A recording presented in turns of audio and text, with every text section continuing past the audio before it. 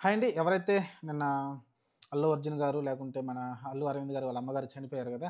ఆమెకు సంబంధించిన పెద్ద కర్మకైతే యాక్చువల్‌గా ఆ రోజు చనిపోయిన రోజున పవన్ కళ్యాణ్ గారైతే త్వరగా రాలేకపోయారు.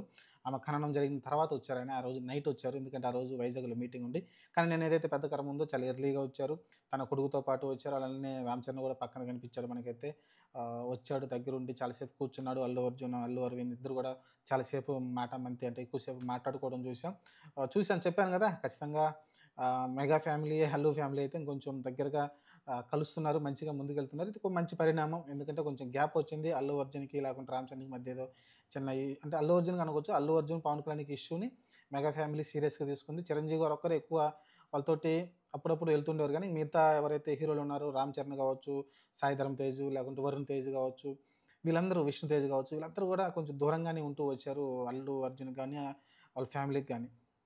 ముఖ్యంగా అల్లు అర్జున్ కావచ్చు. అల్లు అర్జున్‌కి ఏ ఫంక్షన్ చేసినా కూడా వచ్చింది లేదు. ఆ రోజు అరెస్ట్ అయినప్పుడు కూడా అతను ఒక ఇంట్లో ఒక మీటప్ పెడితే మీటప్ కూడా ఎవరు రాలేదు. సినిమా ఇండస్ట్రీ మొత్తం వెళ్లి అక్కడ కలవడం చూసాం అల్లు అర్జున్‌ని. కానీ అప్పుడు చూసుకుంటే మెగా హీరోలు ఎవరు కూడా కలవలేదు.